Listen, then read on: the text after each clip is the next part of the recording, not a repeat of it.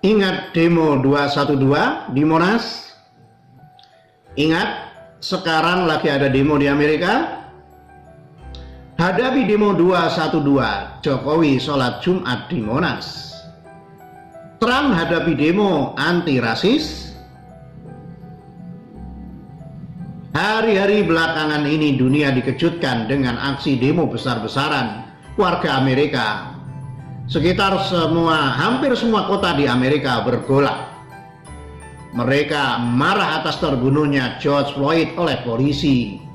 George tewas tidak bisa bernapas akibat lehernya ditekuk dengkul Derek Chauvin. Disaksikan 3 polisi rekan Chauvin.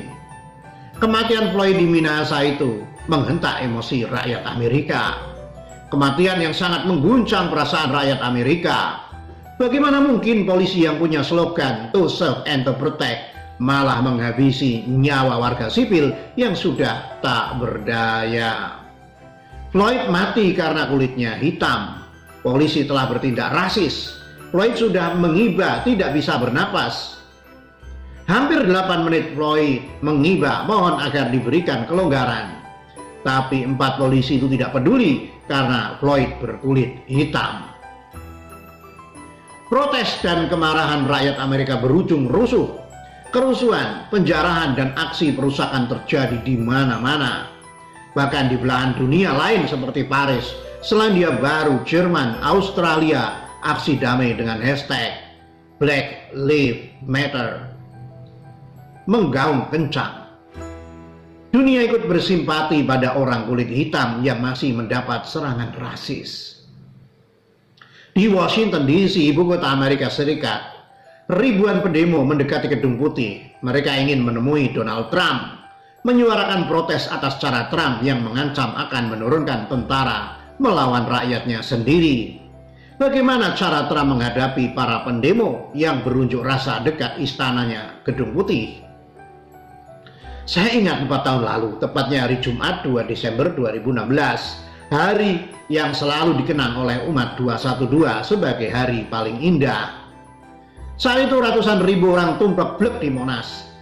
Klaim HRS dan punggawanya jumlah massa sekitar 7 juta orang, berjubel hingga seperti lautan manusia. Mereka menuntut agar Ahok dipenjara, jika tidak istana akan dikepung. Tidak jauh dari Monas, di Istana Negara, Presiden Jokowi tampak tenang-tenang saja. Ia dikelilingi orang-orang kepercayaannya. Bagaimana situasi di Monas? Apakah aman untuk saya ke sana? Tanya Jokowi. Semua penggawa penanggung jawab keamanan dan pertahanan negara geleng kepala. Kepala BIN, Komandan Pas Pampres, Kapolri, Panglima TNI, Menko Polhukam memberi kode merah buat Presiden. Negatif. Alih-alih menuruti nasihat punggawa, Jokowi ternyata punya hitungan sendiri. Kebetulan saya pernah berbuka puasa bertemu dengan Presiden Jokowi di Istana Bogor pada Juni 2018. Jokowi bercerita, pukul 09.00 WIB pagi, Jokowi sudah memerintahkan pasukan Pas Pampres menghitung langkah dari pagar istana ke panggung aksi 212. Prajurit melaporkan sekitar 7 menit jalan kaki. Jokowi hanya manggut-manggut mendapat laporan itu. Pukul 11.30 WIB, Jokowi mengumpulkan menteri. Dengan tenang, Jokowi mengajak pembantunya ikut sholat di Monas. Bergabung dengan ratusan ribu massa 212. Para pembantu presiden saling pandang. Mereka tidak percaya keputusan mereka Jokowi. Maaf Bapak Presiden, risikonya terlalu besar. Kita tidak tahu siapa di kerumunan besar itu, potong salah satu pembantunya. Ya sudah, kita jalan sekarang. Ini perintah, tegas Jokowi. Di depan istana, Jokowi berpapasan dengan Wapres Yusuf Kala. Yusuf Kala kebetulan mau sholat Jumat di masjid dekat istana. Spontan Jokowi mengajak wakilnya itu ikut ke Monas. Yusuf Kala setuju. Hujan yang mengguyur Monas pada Jumat siang 2 Desember 2016 itu tidak menyurutkan langkah Jokowi menuju Monas. Jokowi dengan langkah tenang dan ringan berjalan diapit pembantunya. Kerumunan massa begitu padat di Monas, terutama di sekeliling panggung utama. Pas Pampres bahkan tidak bisa menerobos panggung depan karena terhalang padatnya massa. Akhirnya Pas Pampres membuka jalan dari sisi samping panggung. Puluhan personal Pas Pampres berbaju loreng baret biru muda terlihat lugas membuka jalan dan membuat pagar hidup. Membuka jalan dan membuat pagar hidup, menerobos lautan massa yang berjubel agar Presiden Jokowi bisa lewat. Dari panggung belakang Jokowi digendong naik. Tanpa alas kaki Jokowi naik ke panggung. Kecemasan tingkat tinggi terjadi. Seluruh rakyat Indonesia menonton melalui siaran langsung tanpa berkedip mata. Para pasukan Pas Pampres keringat dingin, semua dalam kondisi siap kokang senjata. Semua menanti momen berisiko penuh bahaya ini.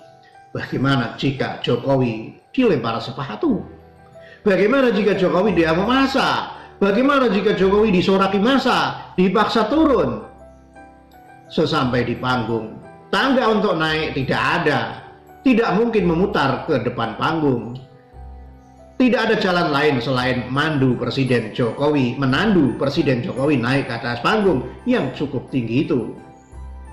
Untung saja tubuh Jokowi ringan dan gesit. Cukup mudah baginya naik ke atas panggung dengan bantuan Pas Pampres. Sebelum naik ke atas panggung utama, Presiden Jokowi melepas sepatunya. "Mengapa dilepas, Pak Presiden?" "Dipakai saja, Pak," ujar ajudan yang was-was. Wakil Presiden bisa terinjak kerumunan banyak orang di panggung. Panggung ini telah dipakai tempat sholat Jumat, balas Presiden Jokowi sambil tersenyum. "Siapa?" ujar ajudan bergetar melihat kesahajaan pemimpinnya. Ajudan tidak menyangka dalam suasana tegang di tengah kepungan ratusan ribu orang, Presiden Jokowi masih mengingat bahwa kesucian tempat ibadah tidak boleh ternoda. Di atas panggung tanpa alas kaki, dengan baju basah terkena hujan, Presiden Jokowi menyapa hangat peserta demo dengan takbir. HRS yang berdiri di samping Menko Polhukam Wiranto terdiam. Ia tak menduga Presiden Jokowi yang selalu dilecehkannya sebagai presiden pelana-pelongo mengucapkan takbir Allahu Akbar, Allahu Akbar, Allahu Akbar dengan percaya diri. Jokowi hanya minta bicara 2 menit. Tidak banyak, tapi Jokowi berhasil menenggelamkan yang punya panggung. Rizik Syihab tenggelam dalam pidato 2 menit Jokowi. Hitungan Jokowi ternyata tepat. Kita tidak siap, di sana juga tidak siap. Karena sama-sama tidak siap, ya saya pikir semua akan baik-baik saja, ujar Jokowi penuh percaya diri. Tidak lama kemudian setelah aksi 212 yang layu sebelum berkembang itu, Rizik Syihab pergi ke Arab Saudi. Sudah hampir 4 tahun Rizik bersemayam di sana. Tidak pulang-pulang. Tokoh sentra aksi 212 itu terkena karma. Mengolok-olok Jokowi penakut, pelongo-pelongo, tapi ia sendiri tak berani pulang ke tanah air. Menurut kabar, karena takut chat mesumnya terbongkar. Bagaimana Presiden Donald Trump? Bagaimana caranya menghadapi para pendemo? Saat para pendemo mendekati Gedung Putih, tersiar kabar Donald Trump dilarikan ke bunker bawah tanah. Trump diamankan ke tempat perlindungan paling aman sedunia. Bunker yang tahan dari ledakan bom besar. Saya tertawa geli membaca berita itu. Bagaimana mungkin Trump yang suka mengancam di Twitter itu malah ketakutan sama rakyatnya sendiri? No. Ah, ternyata nyali presiden negara superpower itu nggak ada apa-apanya dibanding Presiden Jokowi. Presiden kurus yang selalu tenang dan kalem pembawaannya itu. Makanya badan gede belum tentu punya nyali gede. Lo nyindir gua ya? Sorry bro, bukan lo. Tapi nggak enak kalau gue sebut namanya, takut dosa, ujar seorang teman sambil nyengir. Salam perjuangan penuh cinta. Ditulis oleh Virgaldo Sinaga. Dilansir dari netralnews.com. Demikian. Salam.